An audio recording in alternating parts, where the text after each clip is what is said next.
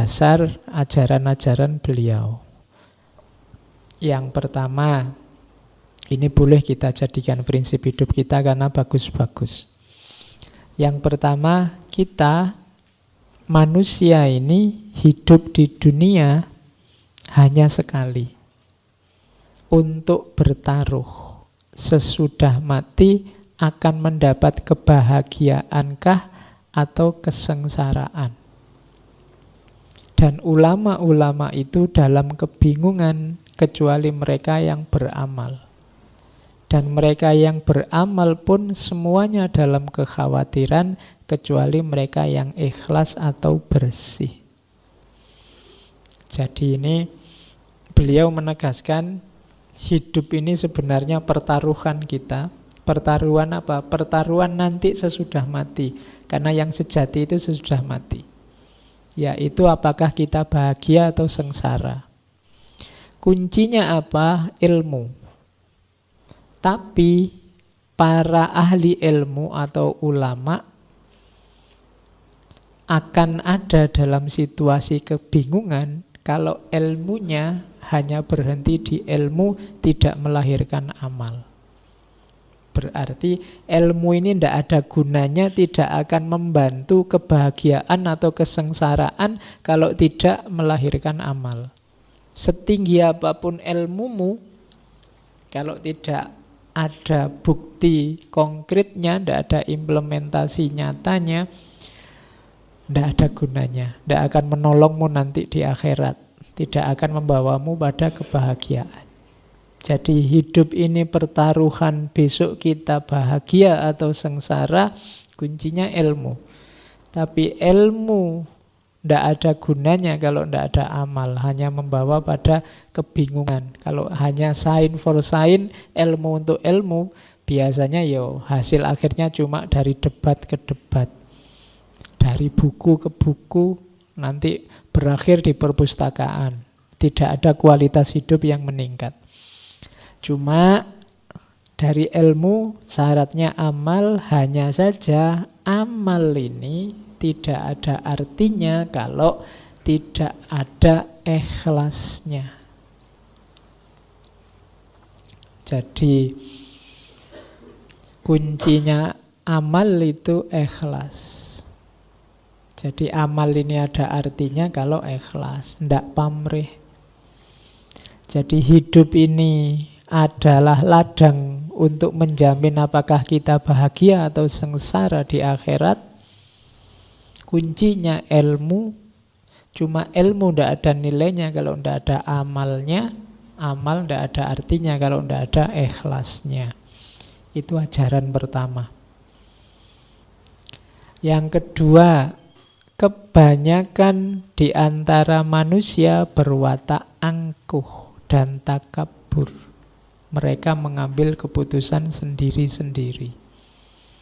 Kalau ini tidak perlu saya jelaskan, orang itu punya kecenderungan egois. Merasa bisa sendiri, benar sendiri.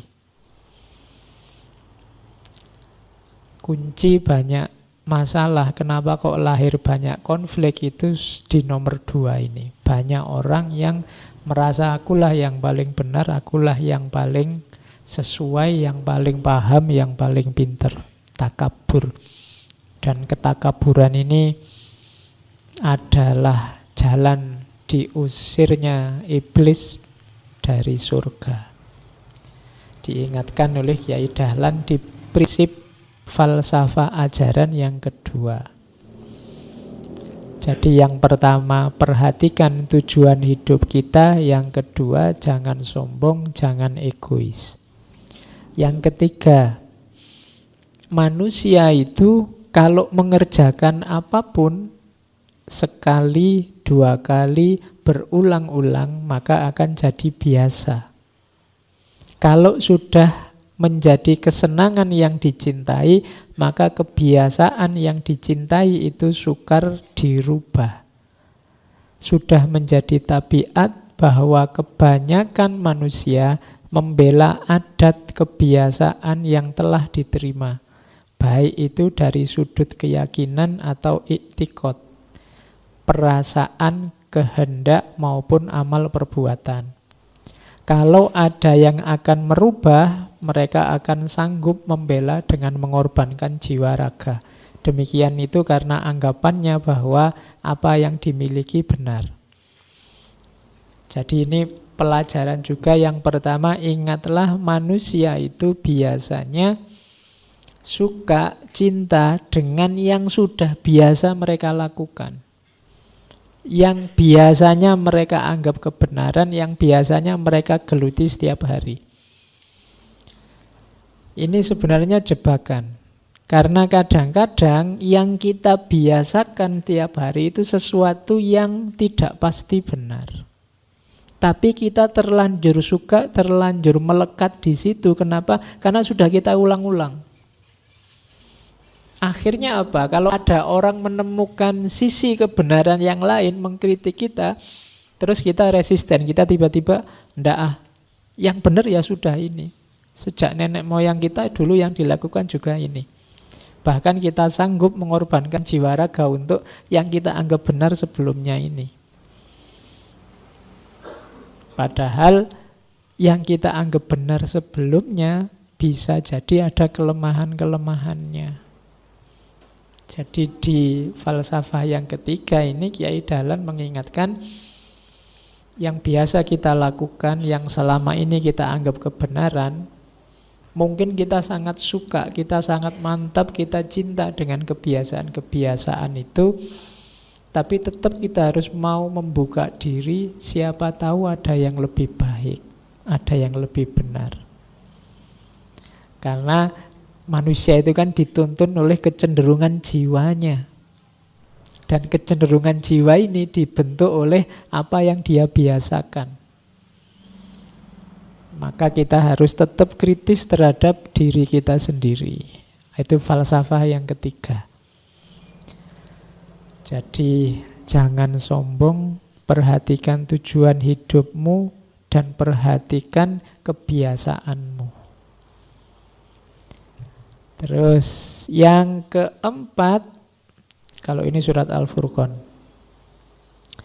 Adakah engkau menyangka atahsabu anna aksarohum ya'kilun au yasma'un. Ini sebenarnya ayat sebelumnya ngomong tentang Aro'aita manitakhadha ilahahu hawa. Apakah tidakkah engkau melihat orang-orang yang menjadikan hawa nafsunya sebagai Tuhannya.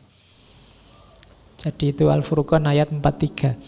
Jadi tidakkah engkau melihat kita itu sering-sering yang kita pertuhankan adalah hawa nafsu kita, keinginan kita. Jadi secara tidak sadar dalam hidup kita itu sebenarnya hasrat kita yang kita pertuhankan. Tapi ini nggak kelihatan karena dibungkus macam-macam. Makanya terus di ayat selanjutnya, apakah engkau menyangka amtahsabu anna aksarohum yasma'un au ya'kilun. Apakah kau anggap orang-orang yang mempertuhankan hawa nafsu ini orang-orang yang mau belajar, mau berpikir atau mau mendengar? Enggak. Jadi inhum illa kal an'am balhum adallu sabila. Orang-orang ini sebenarnya seperti binatang, bahkan lebih sesat jalannya daripada binatang. Kalau binatang mengikuti nafsunya, keinginannya, wajar, wong binatang tidak ada akalnya, tidak ada budinya. Tapi kalau nafsu, manusia kok mengikuti nafsunya, hasrat keinginannya saja, dia lebih rendah dari binatang.